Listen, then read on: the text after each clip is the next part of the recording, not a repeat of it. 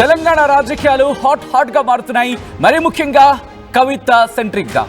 కవిత లేఖాస్త్రం తర్వాత ఇప్పుడు ఆ బాణాలు ఎవరికి గుచ్చుకోబోతున్నాయి, ఆ బాణాలు ఎవరిని టార్గెట్ గా అనే అంశానికి సంబంధించి మెల్లిమెల్లిగా ఆ మసక వీడుతోంది. ఎందుకు నేను ఈ మాట అంటున్నా అంటే, కొద్దిసేపటి క్రితం ఇటు కవిత ఎమ్మెల్సీ కవిత చిట్ చాట్ నిర్వహించారు. ఆ చిట్ చాట్లో కొన్ని అంశాలను ప్రస్తావించారు. ఇండైరెక్ట్ గా ఎవరికి ఉద్దేశించి అనేది దాదాపుగా అర్థమైపోయింది రెండు తెలుగు రాష్ట్రాలకు సంబంధించి. మరీ ముఖ్యంగా ఈ పాలిటిక్స్ ని అబ్జర్వ్ చేసే ప్రతి ఒక్కరికి ఇప్పుడు కవిత అడుగులు ఎటువైపు ఉండబోతున్నాయి, కవిత డైరెక్షన్ ఎటువైపు, కవిత ఏం చేయబోతున్నారు, సొంత పార్టీ పెట్టబోతున్నారా లేకపోతే బీఆర్ఎస్ లోనే కంటిన్యూ అవ్వబోతున్నారా? ఒకవేళ బీఆర్ఎస్ లో కంటిన్యూ అయితే కనుక ఎటువంటి పరిస్థితులు ఉండే అవకాశం ఉంది? అసలు ఇంతకీ కుటుంబంలో ఎందుకు ఈ తగాదాలు వచ్చాయి? ఎందుకు కవిత తన మార్క్, తన ఫైర్ బ్రాండ్ తన పార్టీలోని అంటే బీఆర్ఎస్లోని ఎందుకు సంధించాల్సి వచ్చింది? ఎందుకు అటువంటి పరిణామాలకు దారితీశాయి? లేఖలో ప్రస్తావించిన అంశాలు ఏమున్నాయి? దాంతోపాటు దెయ్యాలు, పార్టీలో ఉన్న దెయ్యాలకు సంబంధించి సంగతి ఏంటి, కోవట్టుల మాట ఏంటి, ఇవన్నీ బయటకు ఎలా వచ్చింది, ఆ లేఖ ఎందుకు బయటకు వచ్చింది, అదే అంశాన్ని కూడా కవిత ప్రస్తావించారు. ఇంతవరకు బయటకు రాని లేఖ, నేను పంపించిన లేఖలన్నీ చించేసే చెత్తబొట్టులో పడేస్తే ఈ లేఖ ఒకటే బయటకు రావడానికి కారణం ఏంటి? ఇవన్నీ కూడా ప్రస్తావిస్తున్నారు ఎమ్మెల్సీ కవిత. ఈ నేపథ్యంలో ఏం జరగబోతోంది? తెలంగాణ రాజకీయాల్లో కవిత రూపంలో ఇంకో కొత్త పార్టీ రాబోతోందా, లేకపోతే బీఆర్ఎస్లోని అంతర్యుద్ధానికి ఇప్పుడు కవిత నాంది పలికారనుకోవాలా? ఏం జరుగుతోంది డీటెయిల్గా తెలుసుకునే ప్రయత్నం చేద్దాం. ఎందుకంటే ఇలాంటి విషయాలు సాధారణంగా నార్మల్గా అనాలిసిస్ చేస్తే సరిపోదు. ఆ కుటుంబానికి అత్యంత సన్నిహితంగా ఉన్న వాళ్ళు మాట్లాడితే, అత్యంత సన్నిహితంగా ఉన్న వాళ్ళు చెబితే కాస్త క్లారిటీ వచ్చే అవకాశం ఉంటుంది. అందుకే ఆర్టీవీ మీ ముందుకు తీసుకొచ్చింది కపిలవాయి దిలీప్ కుమార్, కేసీఆర్ మాజీ పిఎస్ ఆయన, అలాగే రాష్ట్రీయ లోక్ తెలంగాణ అధ్యక్షులు, మాజీ ఎమ్మెల్సీ కూడా. ఆ కుటుంబంతో అత్యంత సన్నిహితంగా ఆయనకు సంబంధాలు ఉన్నాయి. చాలా కీన్గా పాలిటిక్స్ని అబ్జర్వ్ చేశారు. ఒక పొలిటీషియన్గా ఉన్నారు. ఆ కుటుంబంతో ఆయనకు ర్యాపో కూడా ఉంది. ఇన్ఫ్యాక్ట్ చెప్పాలంటే కేసీఆర్ కావచ్చు, లేకపోతే కేటీఆర్ కావచ్చు, ఆయన కళ్ళ ముందే అలా ఎదిగిన వాళ్ళంటూ ఇటు పొలిటికల్ సర్కిల్లో ఒక తీవ్రమైన చర్చ ఉంటుంది. మరి ఈ నేపథ్యంలో ఆయన ఎలా చూస్తున్నారు? అసలు ఏం జరిగింది? కేసీఆర్తో అంత దగ్గరగా మూవ్ ఆన్ అయ్యి ఆ తర్వాత మళ్ళీ ఆయన డైరెక్షన్ మార్చిన సందర్భంలో ఎందుకు ఇవన్నీ? ఇప్పుడు ప్రస్తుతం కవిత డైరెక్షన్ ఏంటి? ఇవన్నీ కూడా మాట్లాడుకునే ప్రయత్నం చేద్దాం. Welcome to RTV Kapilavai Dileep Kumar garu. Thank you so much. ఎందుకంటే చాలా ఎంగేజ్డ్ టైం మీకు ఇదంతా. కేసీఆర్ కుటుంబంతో చాలా దగ్గరగా మీరు ఉన్నారు, అత్యంత సన్నిహితంగా మెలిగారు. ఇప్పుడు ఈ పరిస్థితులు చూస్తూ ఉంటే ఏమనిపిస్తుందనే మాట కన్నా కవితను చూస్తే మీకేమనిపిస్తోంది? ఫస్ట్ మీరు అన్నట్టుగా కుటుంబంతో నాకు అత్యంత సన్నిహిత సంబంధాలు ఉన్నాయి. ఎందుకంటే నేను కేసీఆర్ దగ్గర పిఎస్గా పనిచేసిన సందర్భంలో ఒక ఫారెస్ట్ సర్వీస్ ఆఫీసర్గా అఫీషియల్గా పనిచేయలే, ఆల్మోస్ట్ ఆయన ఇంట్లో మనిషిలాగానే ఉన్నాను. సో అందువల్ల వాళ్ళందరూ కూడా పాపం చిన్నప్పటి నుంచి కూడా మీరు అన్నట్టు వాళ్ళను అంకుల్ అని ఆప్యాయంగా పిలుచుకోవడం ఇంపార్టెన్స్ ఉండేది. Till I separated. అతనితో విధానాల మీద విభేదించి బయటకు వచ్చేంత వరకు కూడా ఆ సంబంధాలు కొనసాగాయి. సో సహజంగా మీరు అన్నట్టు నాకు కాస్త మీరు అనలైజ్ చేసిన దానికంటే కాస్త బెటర్ అవకాశం ఉంటుంది వాళ్ళ గురించి మనం విశ్లేషించడానికి. సో మీరు అందువల్ల నేను ఏమంటానంటే, ఈ అమ్మాయి యాక్చువల్లీ గ్లోబల్ రిసెషన్ వచ్చినప్పుడు కేటీఆర్ అండ్ కవిత మన ఇండియాకు వచ్చేసారు. What ever maybe the reason. అప్పుడు అమెరికాలో ప్రతి దగ్గర కూడా వీళ్ళంతా ఉద్యోగాలు చేసడానికి అక్కడికి వెళ్ళిపోయారు, ఎవరు ఇక్కడ లేరు. సో గ్లోబల్ రిసెషన్లో మనందరూ తెలుసు వరల్డ్ వైడ్గా జాబ్ రిసెషన్ ఇవన్నీ ఆపర్చునిటీస్ కోల్పోవడం, ఏ కారణమో వీళ్ళిద్దరు కూడా ఇండియాకి వచ్చేసారు. వచ్చేవరకల్లా 2007 ప్రాంతం, అది 2007 ప్రాంతంలో ఉద్యమం బాగా ఉవ్వెత్తునుంది. టీఆర్ఎస్ బాగా బలంగా ఒక రాజకీయ పార్టీ ఎదిగింది. అప్పుడు వీళ్ళిద్దరు కూడా రాజకీయ పార్టీలో ఎంటర్ అయ్యారు. They tried in fact. ఆ ఎంట్రీ సందర్భం లోపల 2009 ఎలక్షన్స్ వచ్చాయి. నేను ఎందుకు చెప్తున్నానంటే, వాళ్ళిద్దరికి రిఫ్ట్ ఈ రోజు పుట్టింది కాదు అని చెప్పడానికి చెప్తున్నాను. ఓకే, ఈ రిఫ్ట్ అనేది అప్పటి నుంచి ఉంది, 2007 నుంచి. ఎందుకు అనేది ఒక ఎగ్జాంపుల్ లా చెప్తున్నా. అప్పుడు 2007లో ఇద్దరు పొలిటికల్ ఎంట్రీ ఇద్దాం అనుకున్న సందర్భంలో అది ఉద్యమ పార్టీ కాబట్టి కేసీఆర్ కూడా వెనక ముందు ఆలోచించే పరిస్థితి వచ్చింది. ఏకకాలంలో కూతురు కొడుకుని తీసుకోవాలి కదా. అంతకుముందే ఆయన మేము ఎవరైనా లేవు, మా పిల్లలిద్దరు అమెరికాలో ఉన్నారు, తెలంగాణ కోసం కావాలి కుక్కలా ఉంటా, ఇది ఏమంటారు దాన్ని, మియా బీవీ ఇద్దరమే. మియా బీ అంటే ఆయన భార్య తప్ప ఎవరు లేరు, మాకు వేరే రెస్పాన్సిబిలిటీస్ లేరు, వీళ్ళంతా అమెరికా వెళ్ళిపోయారని చెప్పుకున్నాడు ఆయన. అప్పుడు వీళ్ళిద్దరు రిటర్న్ వచ్చారు. వచ్చిన తర్వాత ఈ ఎంట్రీ కోసం ట్రై చేసిన సందర్భంలో ఆయన నాకు చెప్పాడు, వాళ్ళు నాకు కూడా చెప్పారు, ఇద్దరు విడివిడిగా, మేము వాంట్ అంటే కరీంనగర్లో పోటీ చేస్తున్న ఎంపీ కానీ కేటీఆర్, అంకుల్ ఒక మాట మీరు చెప్తే అందరు చెప్పారు మీరు తప్ప, మీరు చెప్తే నాకు ఎంపీ సీట్ కరీంనగర్ వస్తుందని అన్నాడు ఆ రోజుల్లో. అంటే అంత ఇంపార్టెన్స్ ఉండేది నాకు అప్పుడు. ఈ అమ్మాయి కూడా అన్నది, నేను కూడా కాంటెస్ట్ చేద్దాం అనుకుంటున్నా, మీరు ఒక మాట డాడీకి చెప్తే అయిపోతుంది. అంటే వాళ్ళిద్దరు కూడా అమెరికా ఉండడంలో మరో కావడంలో నాకున్న ఇంటిమేట్స్ కూడా అప్పుడు వాళ్ళకు లేదు. సరే నేను నవ్వి సరే మాట్లాడతా అన్న. ఆ ప్రస్తావన కేసీఆర్ దగ్గర తీసుకొచ్చినప్పుడు ఆయన ఏమన్నాడంటే, మనది ఉద్యమ పార్టీ కాబట్టి ఇద్దరు ఏకకాలంలో తీసుకుంటే వరకు చెడ్డ పేరు వస్తుంది, నువ్వు కన్విన్స్ చేయి, ఇద్దరిలో ఒకళ్ళే రమ్మని అన్నాడు. అంటే అప్పుడు నేను ఇద్దరితో మాడితే ఒక 1 వీక్ టైం తీసుకొని కవిత నా దగ్గరికి వచ్చి, మీ ఇద్దరం మాట్లాడుకున్నాం అంకుల్, నేను ఇప్పుడు ఎంట్రీ రాజకీయాలకు రాను అంటే కారణం ఏమని చెప్పారు? అరే ఏం చెప్పాలి, అతను ఏం ఆడుకున్నారో తెలియదు. ఇద్దరిలో ఒకళ్ళే అంటే ఆమె వదిలేసింది. వదిలేస్తే కేటీఆర్ ఒక్కడికే మీరు నాన్న చెప్పండి, కన్వే చేయండి, నేను I decide not to contest అని ఆ పార్టీలో కూడా రాలే. అప్పుడు కేటీఆర్ వచ్చిన సందర్భంలో అప్పుడు ఒక సర్వే చేయించాను కరీంనగర్ కొన్ని కాన్స్టిట్యూషన్ నాకు అప్పచెప్పాడు ఆ బాధ్యత కేసీఆర్. ఓకే, అది ఏంటి మన ప్రాస్పెక్ట్స్ ఆఫ్ ద పార్టీ ఏంటంటే, ఆ సర్వే రిపోర్ట్లో ఏమొచ్చిందంటే కరీంనగర్ పార్లమెంటు స్థానం బీఆర్ఎస్ ఓడిపోతుందని వచ్చింది. అది బాబు అడుగుతున్నాడు కేటీఆర్. సో కేసీఆర్ ఆ సర్వే రిపోర్ట్ చదివి బెల్లు కొట్టి అరే పిలుచుకురండి కేసీఆర్ అంటే వచ్చాడు కేటీఆర్. వచ్చిన తర్వాత అది ఇచ్చాడు, ఇది చదువుకో, కాన్స్టిట్యున్సీ వైజ్ గ్రామాల వైజ్ సర్వే ఉంది, నువ్వు అడుగుతున్నావు ఎంపీ, అది కాంటాక్ట్ చేస్తే ఓడిపోతావు, థర్డ్ ప్లేస్ అని వస్తుంది, బెటర్ గో టు సిరిసిల్ల అన్నాడు. అట్లా ఈయనను ఎంపీ బదులు ఎమ్మెల్యే పంపించాడు. సిరిసిల్లలో గెలిచాడు, మరీ 150-200 ఓట్స్తోనే ఏదైనా గెలిచాడు. అప్పుడు రిజల్ట్ వచ్చిన తర్వాత నిజంగా కూడా మేము చేసిన సర్వే ప్రకారం బీఆర్ఎస్ 3వ స్థానంలో పడిపోయింది. ఓకే, అక్కడ చేసి ఉంటే పొలిటికల్ ఎంట్రీ క్లోజ్ అయ్యేది. లక్కీగా ఆయన సర్వే. నేను చెప్తున్నానంటే అప్పటి నుంచే ఇద్దరి మీద పోటీ ఉండేది. ఆ తర్వాత గ్రాడ్యువల్గా కేసీఆర్ అనేవాడు పొలిటికల్ ఎంట్రీ కూడా తీసుకుందాం అన్న సందర్భంలో ఆయన జనరల్ సెక్రటరీ అవుదాం అనుకున్నాడు పార్టీకి. ఓకే, అయితే కేసీఆర్ నాకు చెప్పాడు, వీళ్ళంతా నా మీద ప్రెషర్ పెడుతున్నారు కుటుంబ సభ్యులు, అంటే కుటుంబ సభ్యుల ప్రెషర్ జనరల్గా ఈళ్ళు కాడు, కొడుకు కాబట్టి మనం ఇందులో ప్రధాన కార్యదర్శి పోస్ట్ ఇవ్వాల్సి వస్తుంది, ఇక ఎగ్జిక్యూటివ్లో తీసుకోవాలా, నువ్వు అందరితో మాట్లాడన్నాడు. అంటే ఎగ్జిక్యూటివ్లో ఉన్నటువంటి అందరితో నేను మాట్లాడి, సార్ ఇట్లా అడుగుతున్నాడు, కేసీఆర్ చెప్పాడు నాకు, ఆ బాబు ఎంట్రీ అడుగుతున్నాడు, ఈ వాంట్స్ టు వర్క్, తప్పే ఉంది. సో ఆయన మనం ప్రధాన కార్యదర్శి అంటే అప్పుడు రెసిస్టెన్స్ ఉండే, నాయన నరసింహారెడ్డి, వికారాబాద్ చంద్రశేఖర్, రెహమాన్, విజయరామారావు, ఈవెన్ జయశంకర్ సారు, అప్పట్లో లేట్ జయశంకర్ అండ్ లేట్ విద్యాసారు, వీళ్ళందరూ కూడా నాతో ఏమన్నారంటే ఉద్యమ పార్టీ తెలిపి ఇది కుటుంబ పార్టీయా, తెలంగాణ ఉద్యమాన్ని మనం కొట్లాడుకుంటూ వీళ్ళ మళ్ళీ తీసుకొచ్చి ఇట్లా పార్టీలో మనం పెడితే ఎట్లా అంటే, నేను చెప్పే కేసీఆర్ చాలా క్లియర్ చెప్పాడు, ఆయన ఇప్పుడు పనిచేయలే శక్తి ఉంది, ఆసక్తి ఉంది, కొడుకైతే ఉందంటే అప్పుడు అంతా యాక్సెప్ట్ చేస్తే అప్పుడు అనౌన్స్ చేశాడు ఆయన general secretary of the party అని. అక్కడ స్టార్ట్ అయిన కేటీఆర్ గ్రాడ్యువల్గా ఈయన ఎవరిని కలవడు కాబట్టి, మీరు కలవడం కేసీఆర్ అంత ఈజీ కాదు, వచ్చిన ప్రతివాడు ఆయన కలవడానికి ప్రయత్నం చేయడం, వీలుగాక కేటీఆర్ కలవడం, కేటీఆర్ కూర్చునేవాడు కింద ఇంట్లో ఆఫీస్లో అవైలబుల్ ఉండేవాడు. మిగిలిన జనరల్ సెక్రటరీ దగ్గర పోయిన దానికంటే మీకు interest general secretary of my son. ఇప్పుడు మరి కవితతో రిఫ్ట్ రాలేదా ఈ విషయం మీద? ఆమె రాలేదంటే ఎంట్రీకి అప్పుడు ఆమె వదిలేసింది ఇక. ఈ పార్టీలో కూడా నాకు కూడా పోస్ట్ కావాలనేటువంటి ఫైట్ నేను అయితే వినలే చూడలే. అప్పుడు కేసీఆర్ క్రమంగా దాన్ని క్యాప్చర్ చేశాడు పార్టీని, అఫేర్స్ని. దెన్ హరీష్ అనేవాడు ఆ రోజు నెంబర్ 2. నేనేమన్నా అడ్వైర్ ఉంటే ఉండొచ్చు, ఢిల్లీలో ఉండొచ్చు, కానీ ఇక్కడికి వస్తే హరీషే నెంబర్ 2. ఆ హరీష్ స్థానం 2 నుంచి 3 పడిపోయింది ఆ టైంలో. ఆ 3 నుంచి తర్వాత క్రమంలో సంతోష్ కంటే తర్వాత పడిపోయింది 4కు. ఆ తర్వాత కవిత ఇంట్రెస్ట్ తీసుకొని పాలిటిక్స్లోకి వచ్చినాక ఆయన 5కు పడిపోయాడు. అంటే గ్రాడ్యువల్గా హరీష్ అనేవాడు 2వ స్థానం నుంచి 5వ స్థానానికి పడిపోయే పరిస్థితి వచ్చింది అక్కడ. వాళ్ళు అట్లా క్యాప్చర్ చేశారు దాన్ని. ఈ లోపల కవిత ఊరుకోకుండా, అవి డెఫినెట్లీ ఆర్గనైజింగ్ స్కిల్స్ ఉన్నాయి, అద్భుతమైన వాక్చాతుర్యం ఉంది.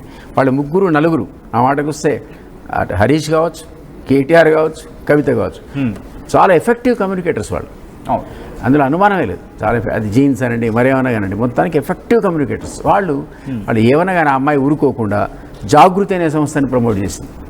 జాగృతి ఎట్లా చేసిందంటే, ఒకానొక సందర్భంలో టీఆర్ఎస్ పార్టీ కూడా లేనటువంటి సంస్థాగత నిర్మాణం జాగృతికి ఉంది. టీఆర్ఎస్కి లేని కార్యకర్త జాగృతికి ఉన్నాడు.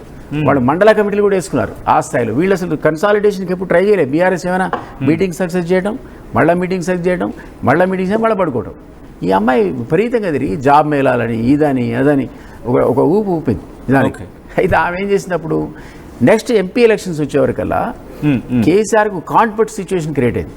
ఈమెను మీరు ఇగ్నోర్ చేయలేరు, అంత పవర్ఫుల్గా జాగృతి విస్తరించింది. అప్పుడు ఆయన పిలిచి మరీ నిజామాబాద్ ఎంపీ సీట్ ఇవ్వాల్సిన పరిస్థితి వచ్చింది. ఇక్కడ చిన్న మిస్టేక్ ఆ అమ్మాయి చేసింది ఏంటంటే, ఒకసారి తను నిజామాబాద్ ఎంపీ గెలిచినాక ఇదే జాగృతిని ఆమె మర్చిపోకుండా దాని నిర్మాణం కొనసాగించాల్సిన అవసరం ఉండే.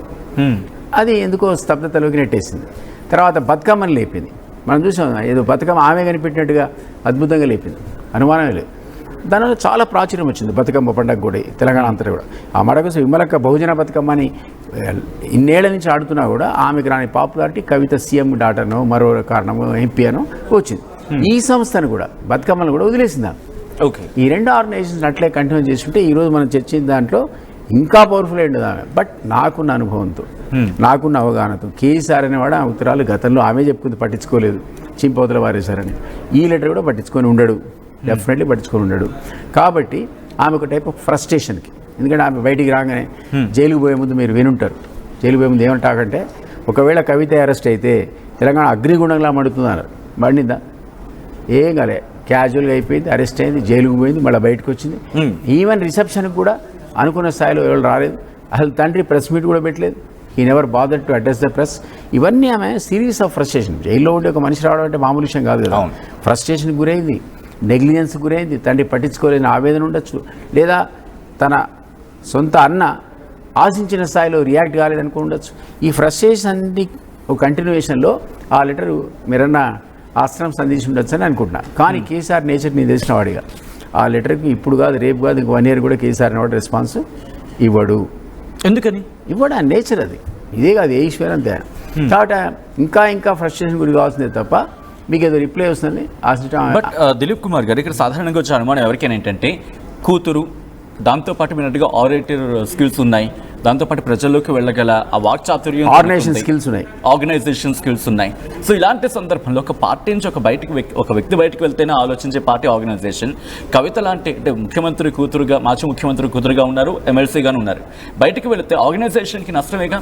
దాంతోపాటు పార్టీకి సంబంధించి అనేక అంశాలు కూడా తను కోట్ చేశారు. కాబట్టి ఆ విషయంలో కేసీఆర్ ఆలోచించరా? మీకు ఒక ఎగ్జాంపుల్స్ ఇలా చెప్తా.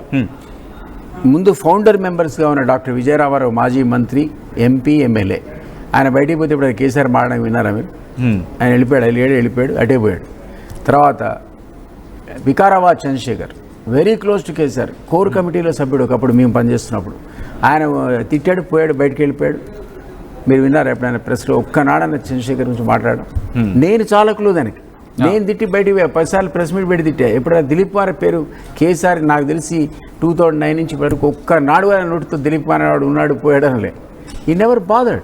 రెహమాన్ రోజు సాయంత్రం పూట ఆయన భోజనానికి తన ఇంటి నుంచి వండుకొచ్చేవాడు పాపం. ఎక్స్ఎమ్మెల్సీ రెహమాన్ లేట్ చనిపోయాడు ఈ మధ్య, ఎంతో ఆవేదనతో మాడాడు సార్ టీవీ ఇంటర్లో. అట్లాంటి రెహమాన్ ఆయన అంతరంగికుడు. అసలు ఆయన ఎట్టుపోతాడు డ్రైవరు, తను వేరే వాళ్ళు నడిపారు. ఎట్లయితే ఎన్టీఆర్కు హరికృష్ణ నడిపేవాడు, ఈయన దాన్ని నడిపేవాడు, రెడిపోయినాడు. అట్లాంటి రెహమాన్ పోతే పట్టించుకోలే. అంటే నేను ఎగ్జాంపుల్ చెప్తాను. అట్లా ఎన్ఎం శ్రీనివాసరెడ్డిని పట్టించుకోలే, కేకే మహేందర్ రెడ్డిని పట్టించుకోలే, జిట్టా బాలకృష్ణారెడ్డి ఆ భువనగిరి కోటను లైట్లతో వెలిగించాడు. నేను చూసి ఆశ్చర్యపోయినా, ఇంత అందంగా ఉంటుంది ఆ కోటని.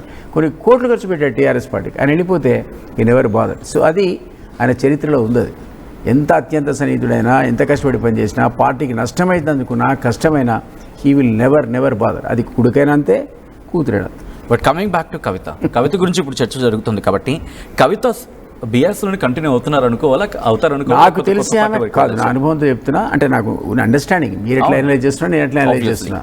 మీకంటే ఒక 1% నాకు ఎక్కువ అవగాహన వాళ్ళ గురించి ఉంటే ఉండొచ్చు, కానీ ఇట్స్ ఓన్లీ స్పెక్యులేషన్. నేను అనుకోవడం ఈ సీక్వెన్స్లో ఆయన పట్టించుకోడు కాబట్టి, ఆమె నెలలున్నా పట్టించుకోడు, 2 నెలలున్నా పట్టించుకోడు, కేటీఆర్ను తిట్టినా పట్టించుకోడు, తిట్టకున్నా పట్టించుకోడు. అప్పుడు ఏం చేయాలి ఆమె? So is compel to go out. ఆమె ఖచ్చితంగా ఒక పొలిటికల్ పార్టీ ప్రమోట్ చేస్తున్నటువంటిది మనందరికీ ఉన్నటువంటి ఒక అంచనా మాత్రమే. అవును. సో మీరు అన్నట్టుగా ఇక్కడ కేటీఆర్కి కవితకి మొదటి నుంచి ఆ రిఫ్ట్ ఉంది.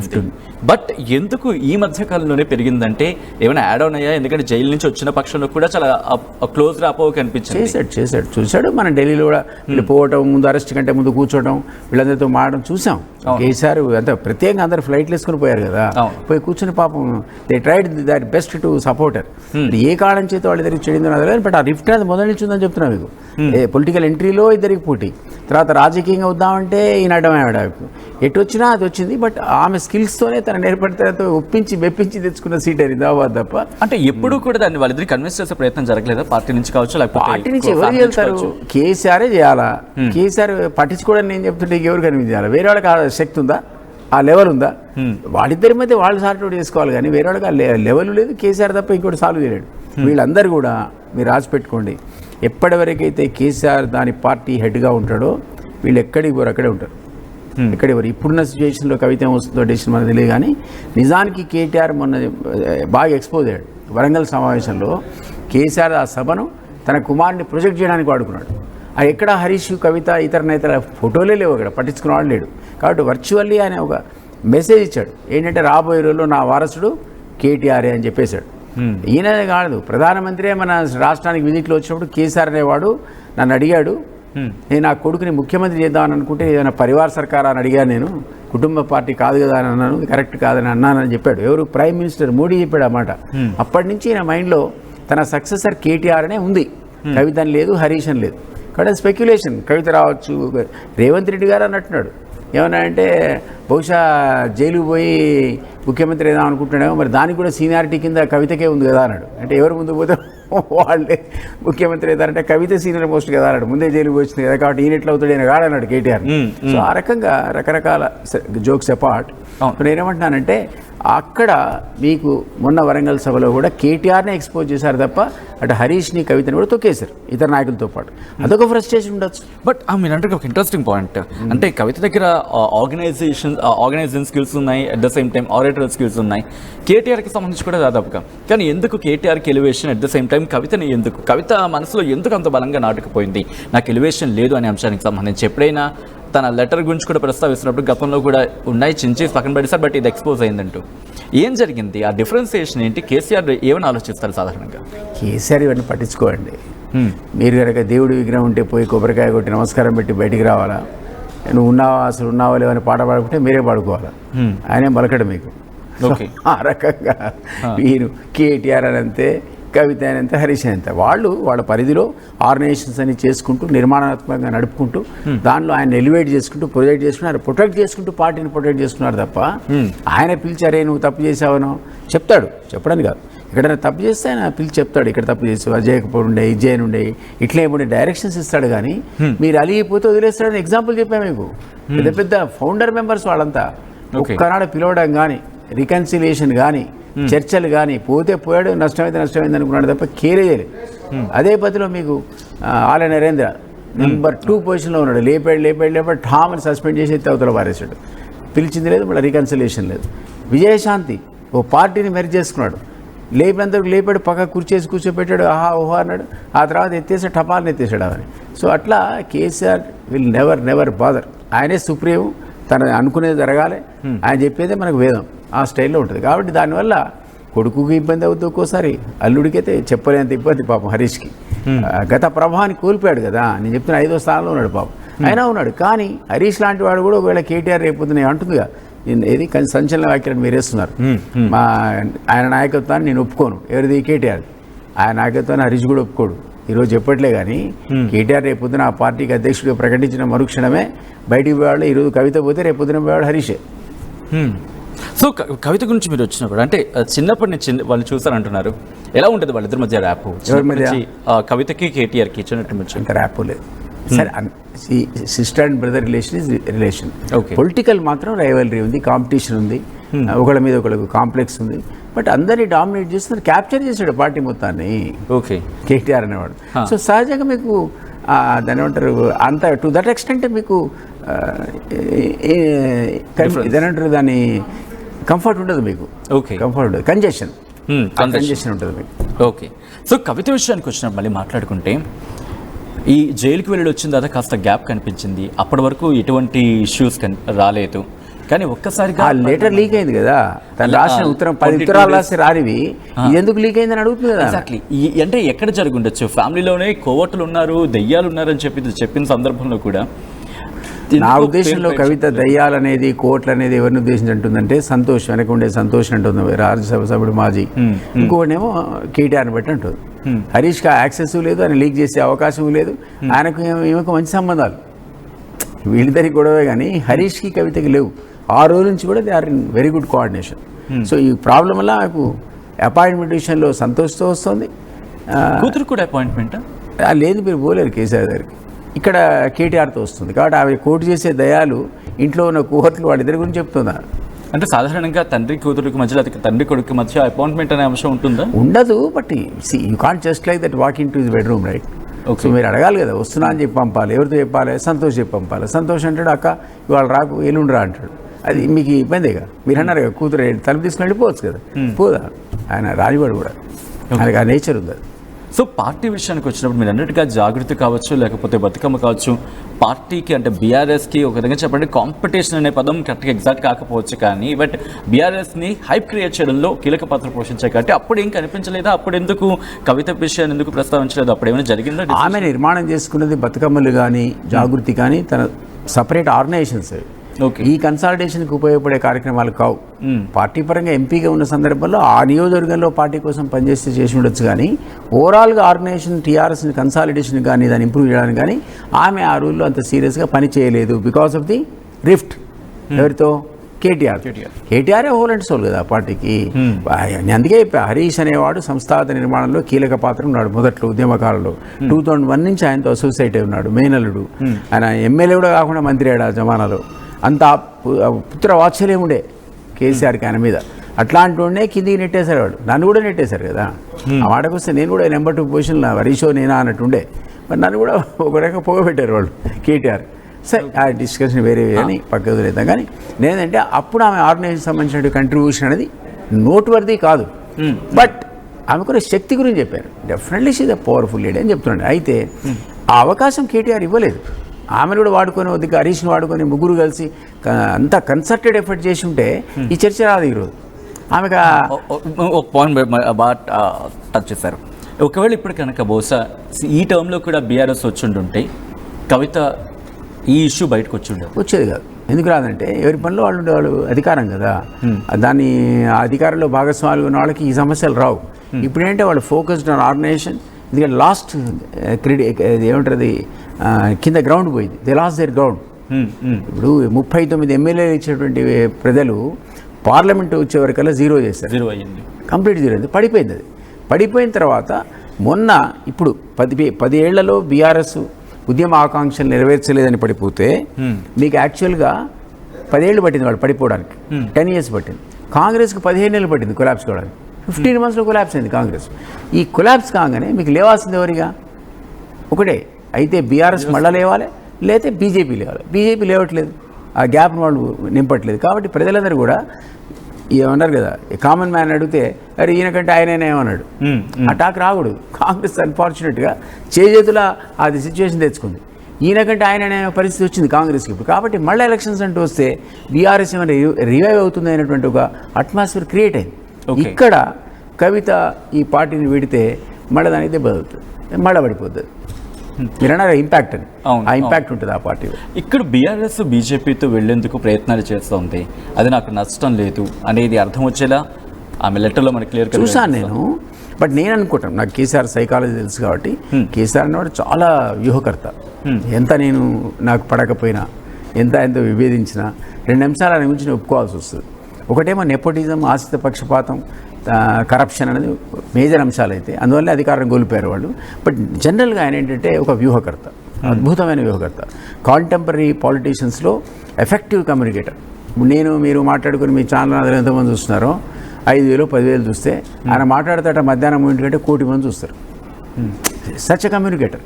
సో దానివల్ల ఈ రోజునటువంటి పరిస్థితి లోపల ఇక్కడ రికన్సిలేషన్ అనేది నేను ఎందుకే చెప్పా, ఆయనే కనుక ఉంటే మీరు అన్నట్టు అధికారం వస్తే ఏమయ్యేదంటే ఉన్నట్టు అది ఎవడు పోవడం నుంచి అక్కడే ఉంటారు.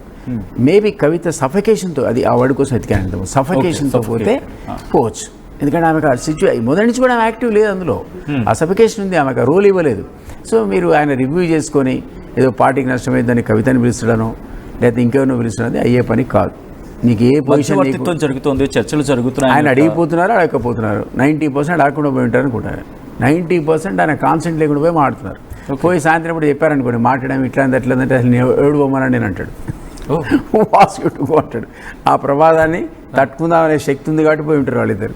ఓకే, సో ఇక్కడ నుంచి కాంగ్రెస్ లోకి వెళతారు లేకపోతే మీరు కాంగ్రెస్ అనేది బీజేపీ గురించి అడిగారు. BJP నేను ఎందుకు టాక్ట్ఫుల్గా కేసీఆర్ అనేవాడు మౌనవ్రతం వహించాడు, ఎందుకు ప్రెస్ కూడా పోలేదంటే ఆమె మీద ఉన్నటువంటి కేసులు అది బీజేపీతో అలయన్స్లో ఉంటే అంత సీరియస్నెస్ ఉండదు. మనందరికీ తెలుసు అక్కడ కొంతమంది పోయిన వాళ్ళది స్లో డౌన్ అయిన ఇన్వెస్టిగేషన్.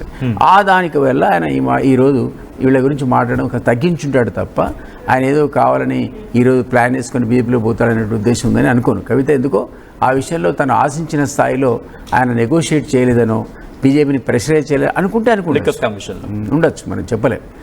అది ఒక అంశం కావచ్చు. ఎందుకంటే ఆయన ఏ టైంలో ఏం చేయాలో చాలా మీకంటే నాకంటే మామూలు జనరల్ పాలిటిక్స్ కంటే చాలా అద్భుతంగా చాణక్యులు ఉంటూ ఉంటారు అందుకే రాజకీయాలు. సో ఇక్కడ కాంగ్రెస్ లోకి వెళ్ళొచ్చు అనే ఒక చర్చ జరుగుతుంది. చూసా మార్నింగ్ పేపర్లో అది తను కూడా ఖండించారు. బట్ రాజకీయాల్లో ఏదైనా సాధ్యం, ఎవరు ఫుల్ టైం శత్రువులు ఉంటారు, ఫుల్ టైం.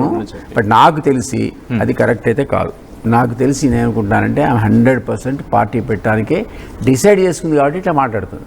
ఒకవేళ మొదటి లెటర్ నుంచే మాట్లాడుంటే మనం అర్థం చేసుకోవచ్చు, మొదటి రోజు నుంచే కేసీఆర్ తిట్టుంటే మనం అర్థం చేసుకోవచ్చు. ఆమె చెప్తుంది బోర్డని లెటర్ రాసా, ఏది పెట్టినది ఎవడో బయట పెట్టింది ఎవడు వీడని అడుగుతుంది.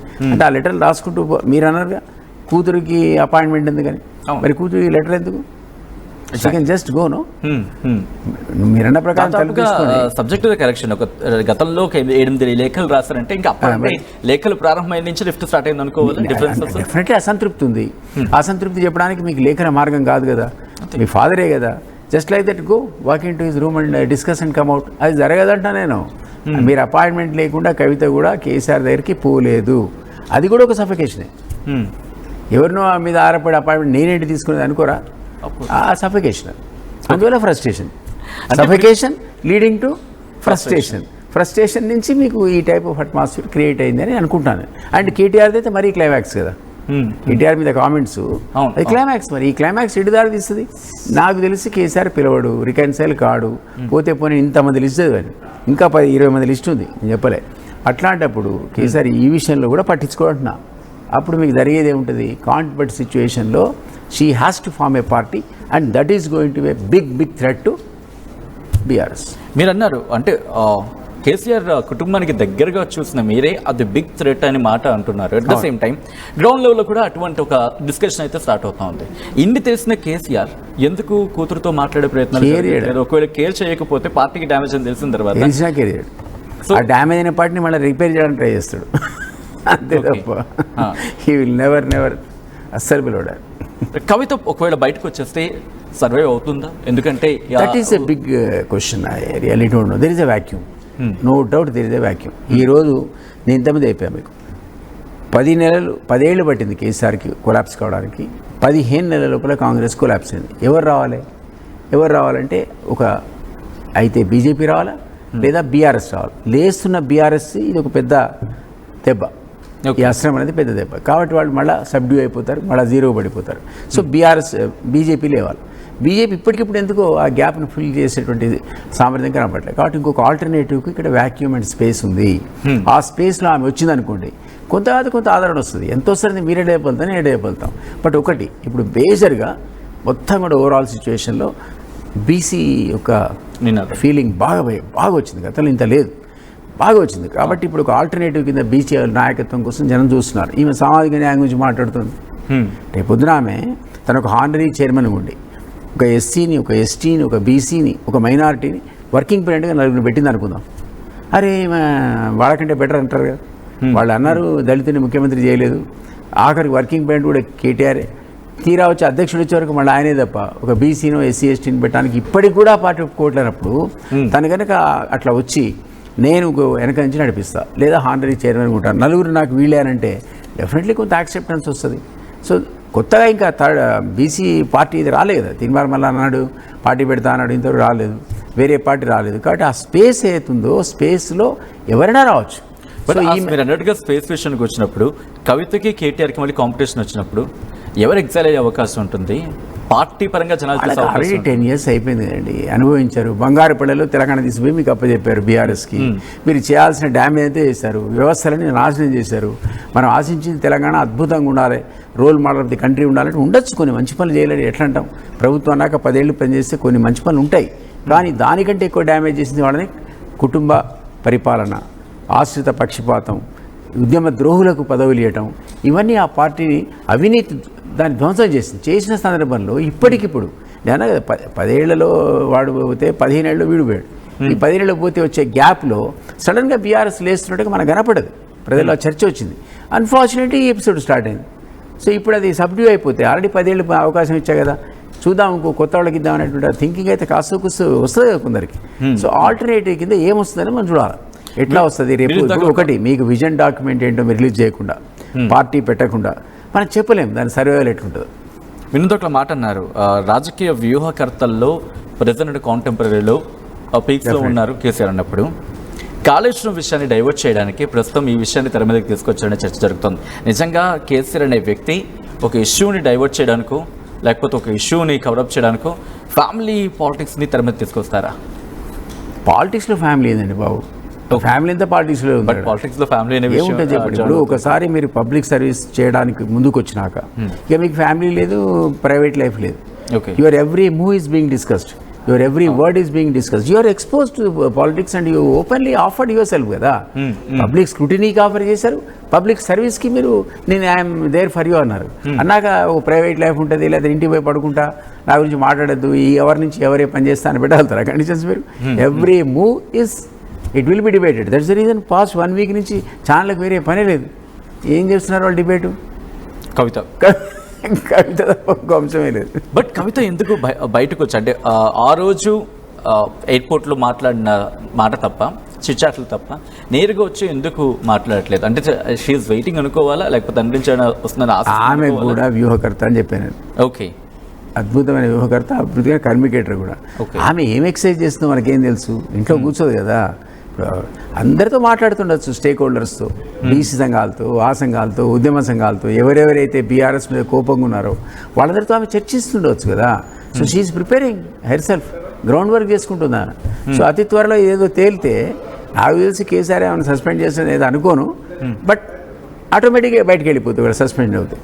అట్లా లేకుండా కూడా ఆమె పార్టీ అనౌన్స్మెంట్ మీకు 10 రోజులు రాకపోవచ్చు. చూడండి, ఇది కేసీఆర్ మీద ప్రెషర్ ఉంది అనుకోవాలా? కవిత విషయం ఏమి కేర్ చేయడు సార్. He won't bother. ఇంకా 10 ఇంటర్వ్యూలు పెట్టమని ఇంకో 20 లెటర్లు రాయమనండి, నాకు తెలిసి కేసీఆర్ రియాక్ట్ కాదు, నేను రిప్లై కూడా.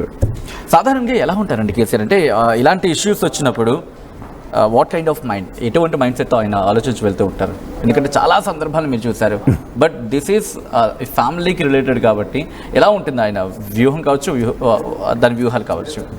జనరల్గా పట్టించుకోండి ఆయన ఈ ప్రెషర్స్ వల్ల ఇంకా ముడుచుకుపోతాడు. ఓకే, ఇంకా దాంట్లో ముడుచుకుపోయి గట్టిపడతాడు, ఇంకా కుంచుకుపోతాడు, ఇంకా గట్టిపడతాడు. ఎవరిని మీరు టచ్ మీరు అట్లాగే తయారవుతాడు ఆయన. ప్రెషర్ ఎక్కువ పెడితే ఇంకా విత్డ్రా అయిపోతాడు. ఆ టైప్ ఆఫ్ క్యారెక్టర్ అయింది.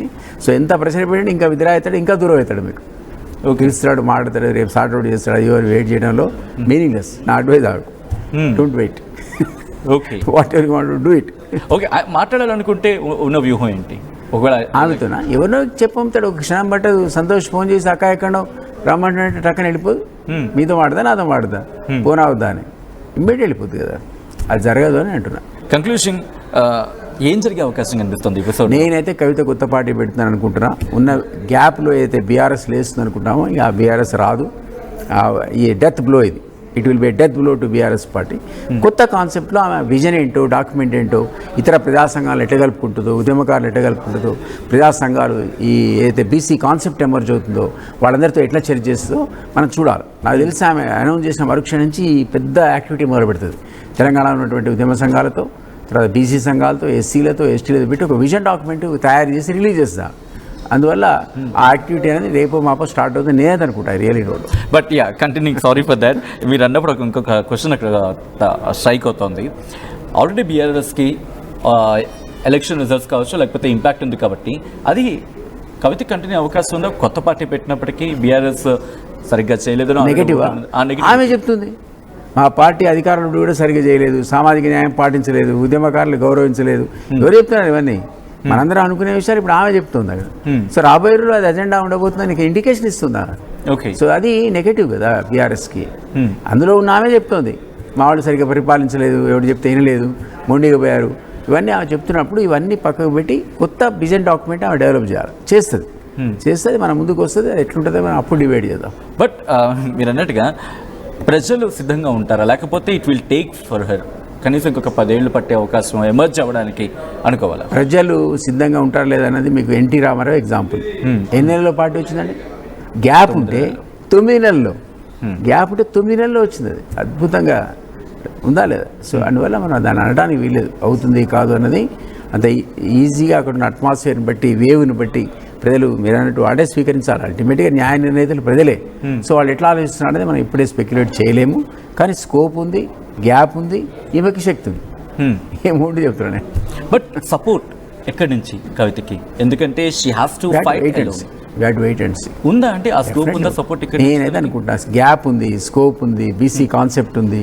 ఆ సంఘాలు మీరు ప్రాపర్గా మీరు మిక్స్ చేసి వాళ్ళ సపోర్ట్ని గ్యార్నర్ చేయగలిగితే మీకు డెఫినెట్లీ స్కోప్ ఉంది. బట్ నేనే రేపొద్దున సీఎం అని ప్రకటిస్తే రాదు.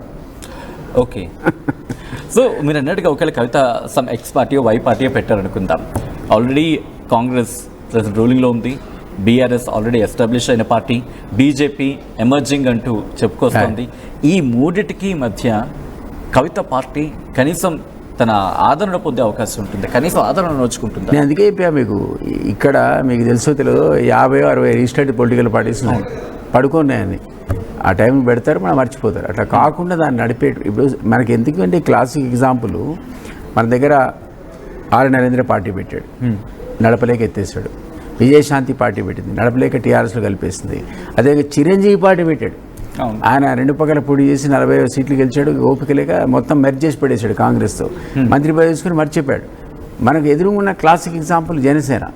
ఆయన ఓడిపోయినా ఒకడే ఒక ఎమ్మెల్యే ఉంటే ఆయన కూడా వెళ్ళిపోయినా ఆయన వదలలే ఫీల్డ్ని. అట్లా 5 years కొట్లాడితే ఏమైంది? ఈరోజు 21 స్థానాల్లో పోటీ చేస్తే 21లో గెలిచాడు ఆయన. సో ఈ నీడ్ కన్సిస్టెన్సీ. ఊరికే ఈరోజు స్టేట్మెంట్ ఇచ్చేసిన ఇది అట్లా అని మాట్లాడి వెళ్ళిపోతే కాదు. అక్కడ ప్రజల్లో ఉండి నువ్వు సర్వే అయ్యి పోరాడితే ప్రజల్ని ఆదరిస్తారు, ఇప్పుడు కాకపోతే రేపు ఆదరిస్తారు. So that spirit you have to show.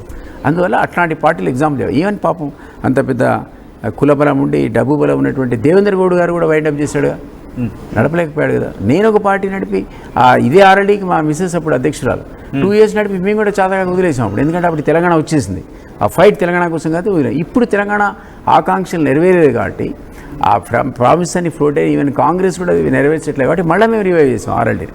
ఆ కారణం ఎందుకంటే ప్రజల ఆకాంక్షలకు అనుగుణంగా మనం ఏదో చేద్దామని. అట్లా ఆమె కూడా స్కోప్ ఉంది అంటున్నాను వ్యాక్యూమ్లో.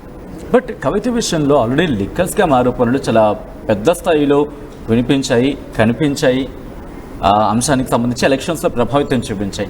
అలాంటి కవితను ఇప్పుడు వెంటనే నేను కొత్త పార్టీతో వస్తున్నాను, ఇవి నా ఎజెండా అని చెబితే వాట్ కైండ్ ఆఫ్ అదే ఎలా తన విజన్ డాక్యుమెంట్ ప్రజెంట్ చేసి జరిగిన తప్పు జరిగింది, మీ తప్పులు చేయం, మా ఫాదర్ రాస్తుందిగా ఈ తప్పు చేశారు ఆ తప్పు చేశారు అవన్నీ మేము చేయం, రాబోయే రోజుల్లో మా విజన్ డాక్యుమెంట్ ఇది, ఎస్సీ ఎస్టీలకు మేము ఈ రకంగా ఇవ్వబోతున్నాం, బీసీలకు కాంగ్రెస్ ప్రకటించిందిగా 42% అని 40-50 ఇస్తాం, ఏముందడ అని ఆమె ముందుకు వచ్చింది అనుకోండి. ఈ 4 వర్కింగ్ పేరెంట్స్ నాకు ఈ కమ్యూనిటీ వాళ్ళే, నేను వాళ్ళ వెల్ఫేర్ కోసం తెలంగాణ ఆకాంక్షలు నెరవేర్చడానికి కోసం పనిచేస్తున్నా అంటే ప్రజలు చూస్తారుగా, ఓకే లెటర్ డూ ఇట్ అంటారు.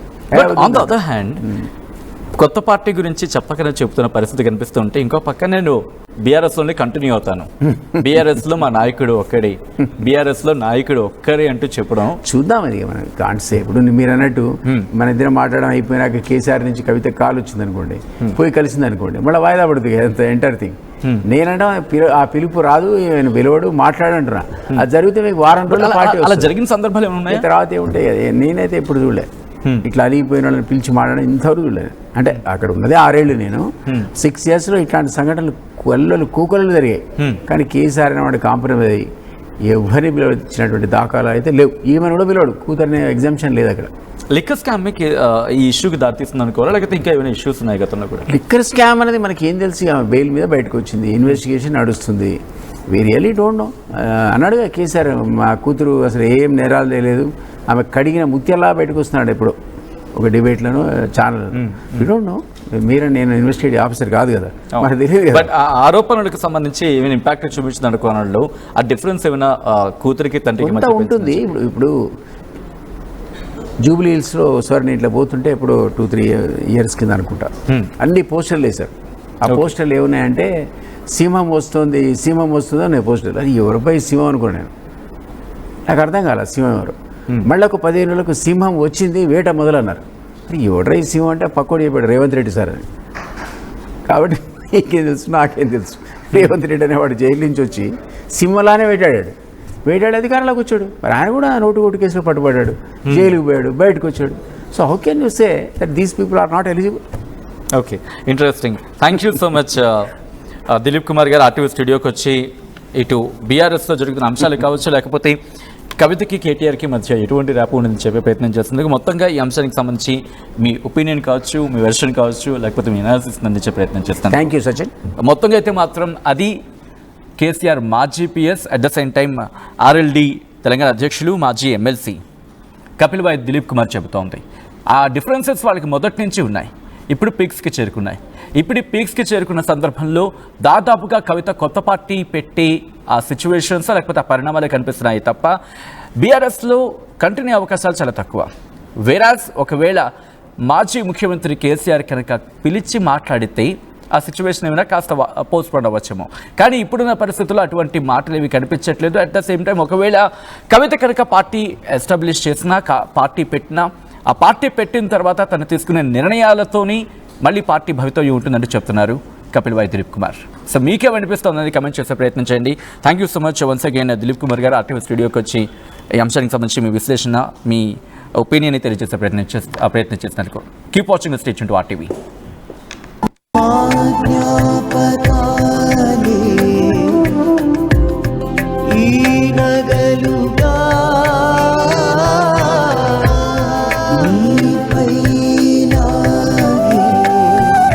అమ్మాయి గౌరవాన్ని అమ్మలా కాపాడుతుంది.